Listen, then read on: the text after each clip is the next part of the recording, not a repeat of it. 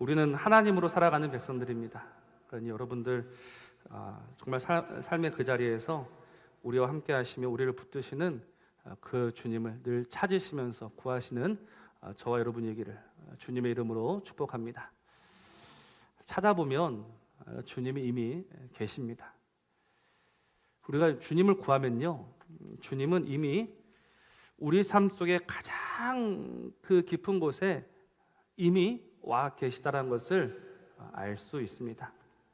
오늘 그것을 말씀하는 성경이 오늘 요한복음 21장 말씀입니다. 여러분, 요한복음 21장에 대해서는 이렇게 설교를 많이 들어보셨을 거다라고 생각합니다. 특별히 요한복음 21장은 요한복음의 이제 부록으로 알려져 있어요. 요한복음 20장 31절 제일 마지막 말씀을 보면 오직 이것을 기록함은 너희로 예수께서 하나님의 아들 그리스도이심을 믿게 하려 함이요 또 너희로 믿고 그 이름을 힘입어 생명을 얻게 하려 함이다. 이렇게 성경을 기록한 이유를 밝히고 있기 때문에 요한복음 21장은 굳이 없어도 되지만 그냥 뒤에 덧붙여진 부록처럼 취급을 받습니다. 그리고 또 이 요한복음 21장에서는 더 유명한 이야기가 있죠. 예수님이 베드로에게 네가 나를 사랑하느냐 이렇게 3번 물으시는 이야기도 나옵니다. 근데 제가 오늘 이 말씀을 묵상하면서 오늘 요한복음 21장 1절에서부터 14절 말씀은 정말 우리에게 중요한 말씀이고 필요한 말씀입니다.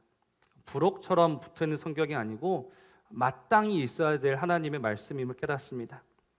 그리고 오늘 1절을 보십시오. 1절 말씀을 보면 그 후에 예수께서 디베랴 호수에서 또 제자들에게 자기를 나타내셨으니 나타내신 일은 이러하다라고 말하고 있고 마지막 14절입니다. 14절 말씀을 보면 이것은 예수께서 죽은 자 가운데서 살아나신 후에 3번째로 제자들에게 나타나신 것이다 라고 이야기합니다.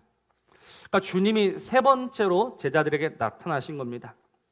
우리는 이 3번이라는 의미를 크게 생각하지 않는데 유대인들에게 3번은요 결정적이다, 완성이다라는 의미가 있다고 합니다.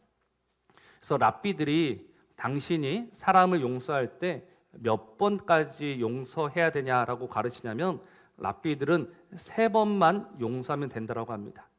3번 용서했다는 뜻이 무엇이냐면 할 건 다 했다라는 겁니다. 내가 보여줄 수 있는 용서는 다 보여줬다. 그래서 이 3번은 완성의 의미고 결정의 의미입니다. 그래서 주님이 3번째 나타나셨다는 것은 이 주님의 부활이 그만큼 확실하고 틀림없다라는 것을 의미하는 거예요. 주님이 지금 이들에게 3번 나타나신 이유가 무엇일까요? 주님이 주님이 자신의 부활을 확실하게 보여주신 의미가 무엇일까요? 그것은 제가 처음에 말씀을 드린 것처럼 우리 주 예수께서 지금도 나와 함께함을 깨달아 알라라는 겁니다. 주님이 우리와 함께 하신다. 우리는 언제나 이 사실을 믿으며 살아야 합니다. 그래서 오늘 이 요한복음 21장에 말씀이 이루어진 배경이 어디입니까? 오늘 1절 말씀을 보면 디베랴 호수라고 합니다. 디베랴 호수. 디베랴 호수가 어디죠? 갈릴리입니다. 또 요한복음에서 나왔던 적이 있어요. 디베랴 호수가 언제 나왔습니까? 요한복음 6장에 보면 오병이어 이야기가 나오는데 그때 나왔던 지명이 디베랴입니다. 근데 지금 다시 이 디베랴에서 오늘 일이 일어나고 있습니다. 또 오늘 말씀을 보면 이미 그 자리에 누가 있습니까? 예수님의 제자들이 찾아와 있는 겁니다. 예수님의 제자들이 지금 이 갈릴리에 와 있는 겁니다. 그래서 보통 이 부분을 어떻게 해석하냐면 제자들이 주님의 부활을 믿지 못해서 고향으로 돌아갔고 그래서 주님이 그 고향까지 쫓아오셔서 그들을 믿음으로 부르셨다 이렇게 이야기들을 합니다. 또 오늘 말씀을 다시 한번 잘 보시기 바랍니다. 오늘 2절, 3절입니다.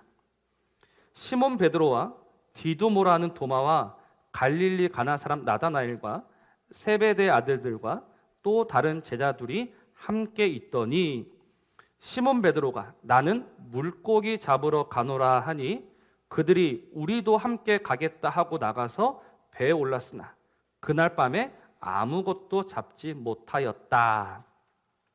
자, 우리 오늘 이 말씀을 한번 잘 해석해 봅시다. 지금 이 말씀은 예루살렘에서 한 이야기일까요? 아니면 갈릴리에서 한 이야기일까요?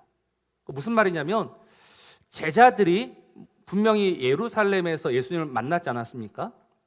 이제 그 자리에 있다가 갑자기 베드로가 나는 집에 갈래 하고 내려간 거냐? 아니면 이들이 이미 갈릴리에서 내려와 있고 이 말을 한 거냐? 이 두 가지는 굉장히 차이가 있습니다. 하나는 예수님을 믿지 못해서 고향으로 간 거고, 다른 하나는 예수님을 믿어서 고향으로 간 겁니다. 어떻게 생각하십니까? 지금 제자들이 예수님을 못 믿어서 고향으로 갔다라고 생각하십니까? 아니면 제자들이 예수님을 믿기 때문에 고향으로 갔다라고 생각하십니까? 한번 정해 보십시오. 믿어서 간 걸까요? 믿지 못해서 간 걸까요? 믿지 못해서 갔다라고 늘 설교를 들으셨습니다. 그러나 믿기 때문에 간 겁니다. 믿지 못해서 간 게 아니고 믿어서 간 겁니다. 왜냐하면 주님이 늘 제자들에게 하신 말씀이 무엇입니까? 우리 마태복음 26장 32절 한번 봅시다. 마태복음 26장 32절 우리 같이 한번 읽어볼까요? 시작. 그러나 내가 살아난 후에 너희보다 먼저 갈릴리로 가리라. 누구의 말씀입니까? 주님의 말씀입니다. 마태복음 28장 7절입니다. 제가 읽겠습니다. 또 빨리 가서 그의 제자들에게 이르되 그가 죽은 자 가운데서 살아나셨고 너희보다 먼저 갈릴리로 가시나니 거기서 너희가 배우리라 하라. 보라 내가 너희에게 일렀느니라. 이건 누가 누구에게 한 이야기냐면 천사가 무덤에 있던 여자들에게 한 이야기입니다. 제자들에게 어디로 가라라고 이야기하고 있습니까? 갈릴리로 가라. 예수님께서 그 십자가에 달리시기 전에 내가 너희보다 먼저 갈릴리에 있겠다. 그 부활하신 후에 천사도 그들을 갈릴리로 보내려고 했습니다. 그런데 안 가고 있었던 거예요. 그들이 안 간 이유가 무엇입니까? 두려움 때문에. 예수님이 죽었으니까 예수님의 약속은 무효다라는 겁니다. 그래서 그 자리에 예수님이 두 번이나 찾아오셔가지고 그들에게 다시금 부활과 평강을 주시고, 그래서 그들이 그 믿음 가지고 어디로 갔습니까? 갈릴리로 갔다라는 겁니다. 그러니까 이야기가 완전 달라지는 거예요. 믿음이 없어서 고향으로 간 것이 아니라 그 믿음 때문에 고향으로 간 겁니다. 그래서 그 고향에서 누구를 기다리고 있었냐? 주님을 기다리고 있었던 거예요. 그래서 3절 하반절에도 보면 우리도 함께 가겠다고 나가서 배에 올랐으나 그날 밤에 아무것도 잡지 못하였다라고 했습니다. 여러분, 예루살렘과 갈릴리의 거리는요 직선거리로 약 150km입니다. 그러니 사람이 아무리 빨리 가도요 일주일은 걸리는 곳입니다. 근데 지금 베드로가 말한 그날 밤에 아무것도 잡지 못했다라고 말하고 있지 않습니까? 그런데 그들은 지금 믿음으로 갈릴리에 가서 예수님을 기다리고 있었던 겁니다. 근데 여기서 또 두 번째 오해가 있습니다. 그러면 예수님을 기다려야 하는데 낚시를 했습니다. 여러분, 낚시를 한 거는 잘한 겁니까? 못한 겁니까? 분명 예수님이 앞으로 너희는 고기 잡는 어부가 아니라 사람 낚는 어부가 된다라고 말씀하셨죠. 근데 지금 물고기 잡으러 갔단 말입니다. 잘한 겁니까? 못한 겁니까?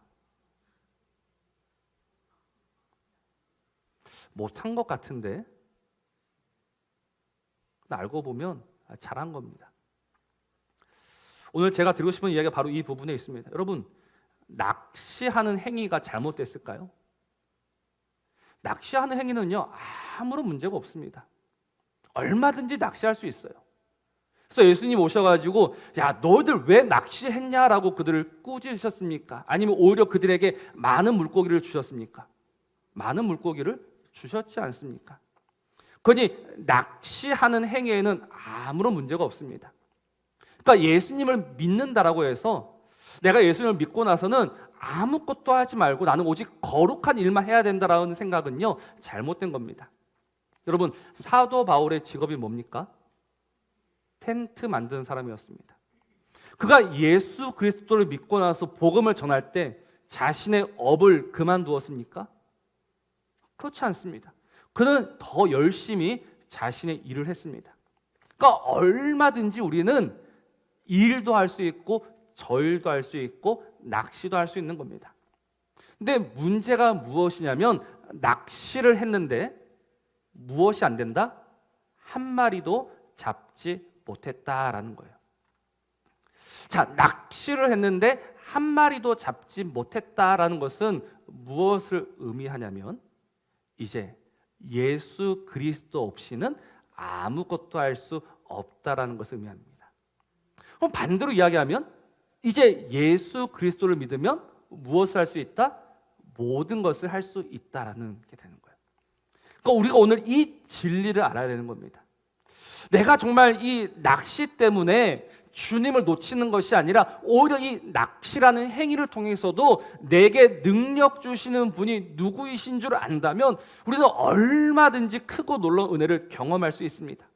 근데 이 제자들의 문제가 무엇이었냐면 날이 새었을 때 자기들에게 찾아오셨던 그 주님을 몰랐던 것입니다. 오늘 이것이 우리가 자주 하는 실수죠. 정말 우리의 삶 속에 찾아오신 그 주님을 우리가 알아봐야 하는데, 우리가 깨달아야 하는데 정말 이 일에 빠져 있다 보니 주님을 놓치게 되고 주님 없이 살아가는 어리석은 삶이 되고 마는 겁니다. 그래서 사랑하는 성도 여러분, 정말 우리가 살아가는 이 시간 속에서 끊임없이 주님을 찾고 주님을 구하시기를 주님의 이름으로 부탁을 드립니다. 정말 오늘 우리에게 주어진 많은 시간들이 있지 않습니까? 여러분, 하루가 몇 시간입니까? 24시간입니다.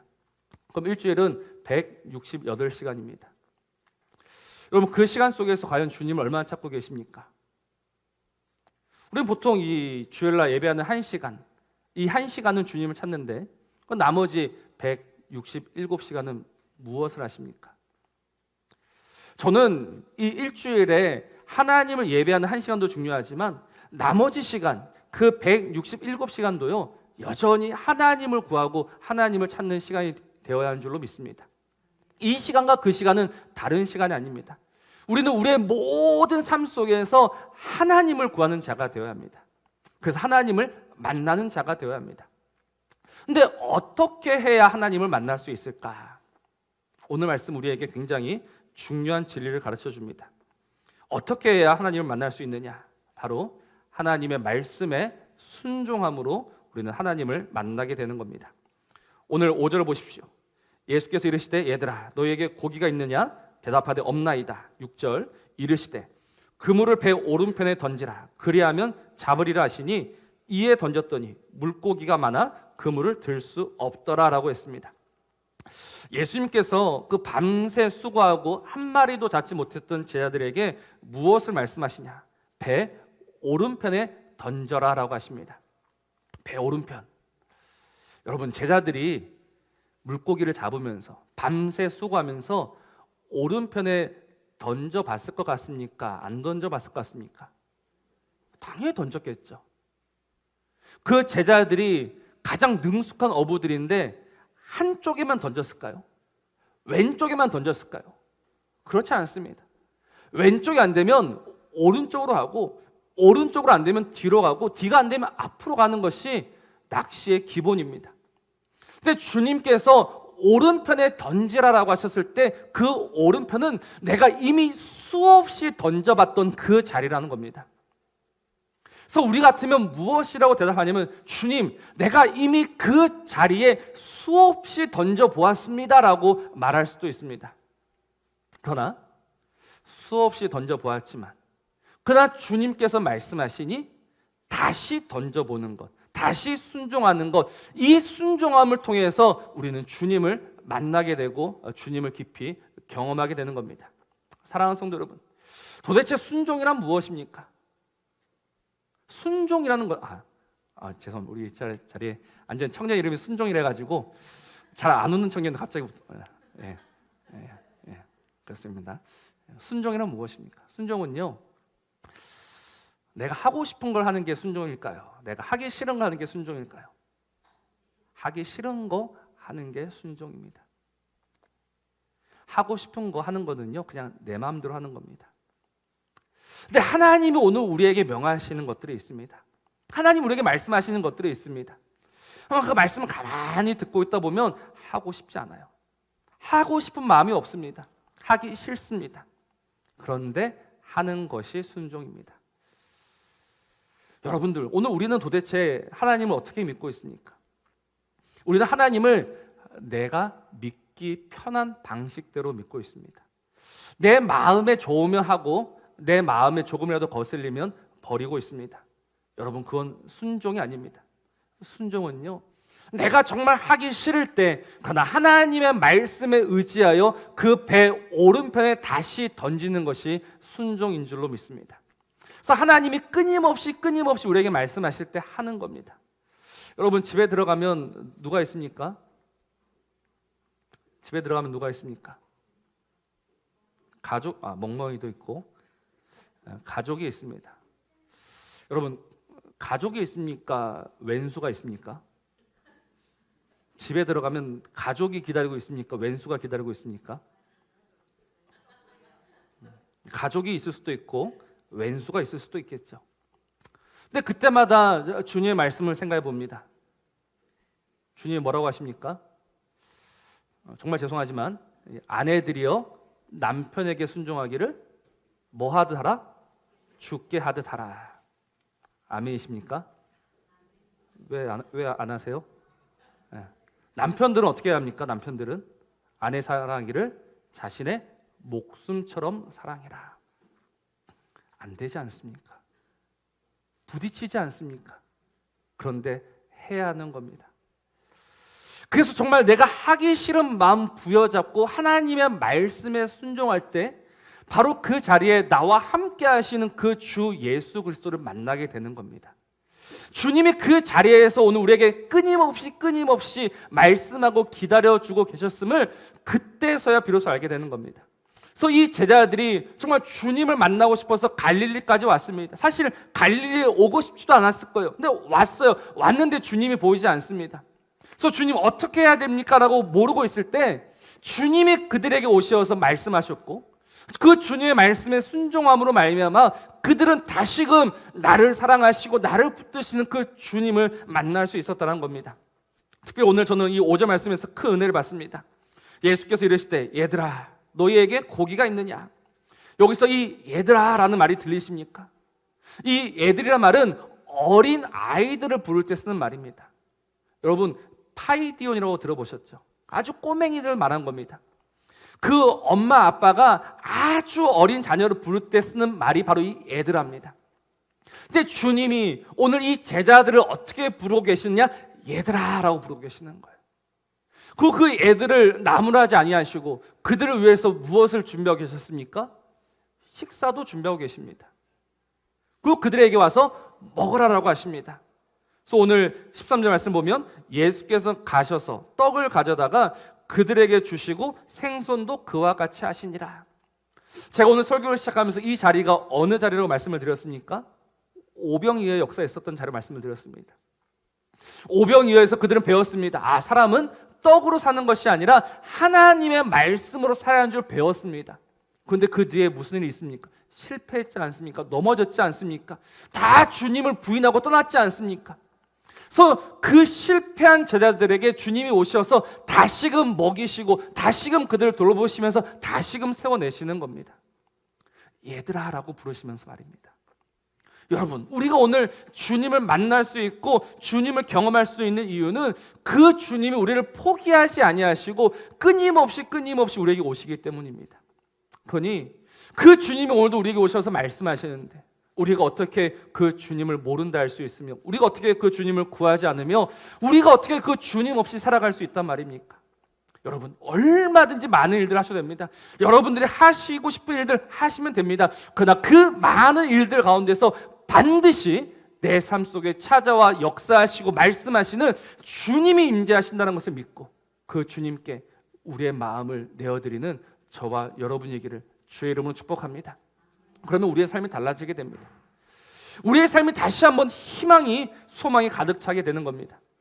나 혼자 살아가다 보면 여러분 연약하지 않습니까? 나 혼자 살아가다 보면 안 되는 일 투성이지 않습니까? 나 혼자 살아가다 보면 고민이 쌓이고 쌓일 뿐이지 않습니까?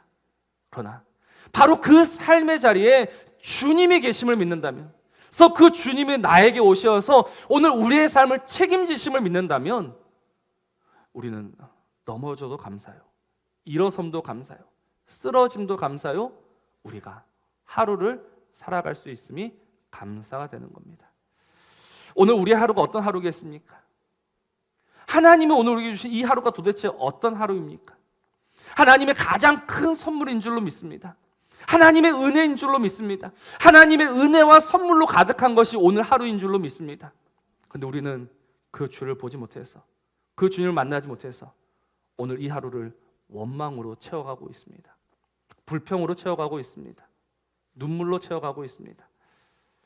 안타까운 일입니다. 정말로 안타까운 일입니다. 하나님이 우리에게 오셔서 그 모든 은혜와 복으로 우리의 삶을 채워가고 계시는데 우리가 그 주를 놓쳐서 오늘도 어리석은 모습으로 살아가고 있으면 이 어찌 하나님 앞에 고개를 들 수 있단 말입니까? 그러니 주님이 우리에게 오셔서 말씀하시니 그 말씀에 순종하시고 그 말씀에 순종하심으로 정말 하나님을 배웠고 그 하나님으로 인하여서 오늘 하루도 기쁨과 감사와 찬송으로 살아내는 우리 모든 성도님들 되시기를 우리 주 예수 그리스도 이름으로 축복합니다.